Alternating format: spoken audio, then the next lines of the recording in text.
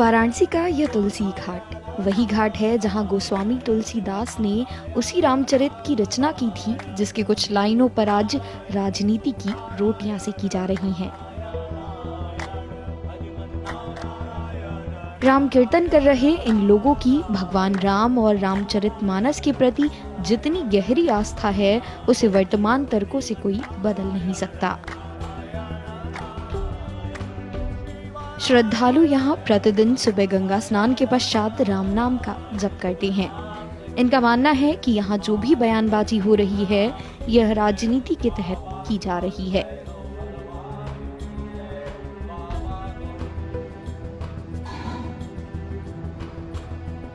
तुलसी घाट के पुराने रहवासी और संकट मोचन मंदिर के महंत विशंभरनाथ मिश्र जी बताते हैं कि जिस किसी ने भी रामचरितमानस को लेकर ऐसा बयान दिया है वो राजनीति से पूर्ण रूप से प्रेरित है, क्योंकि उसे मालूम ही नहीं कि किस प्रसंग में ये बातें की गई हैं।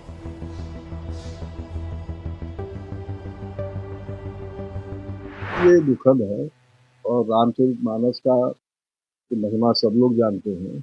हमने कई लोगों को देखा भी है कि रामचरितमानस के बारे में कुछ चीज़ें स्पेसिफिक वो अपने हेतु बोलते हैं, लेकिन उनका अभिप्राय वो नहीं है।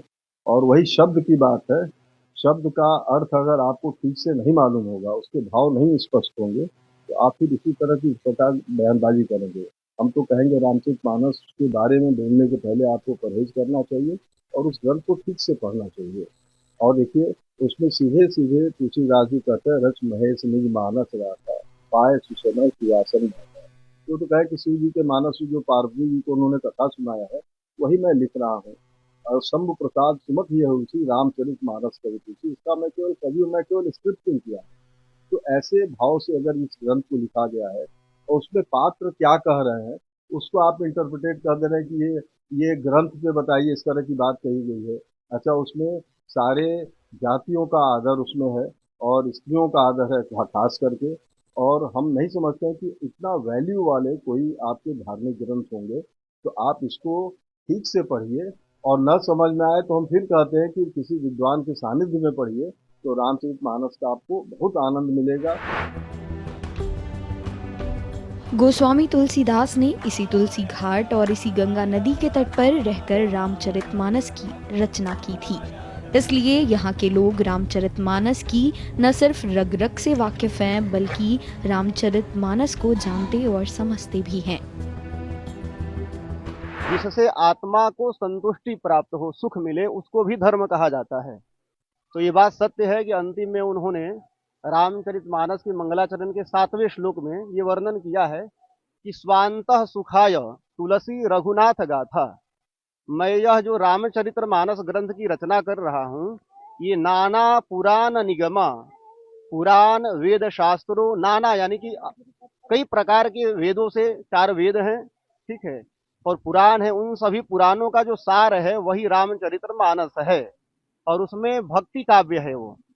और सनातन संस्कृति को सरल शब्दों में अगर किसी को भी समझना है तो रामचरितमानस से अच्छा कोई ग्रंथ नहीं है। जहाँ भगवान का चरित्र का वर्णन उन्होंने किया है, तो जहाँ भगवान का नाम है वहाँ जो है विशेष जाति विशेष से कोई बात ही नहीं है।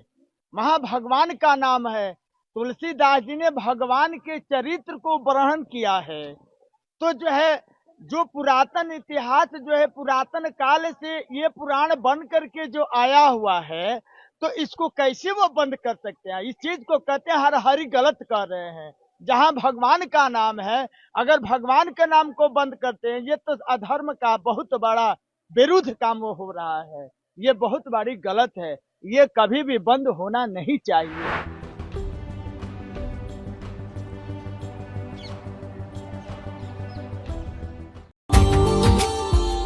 Subscribe now and press the bell icon. Never miss an update.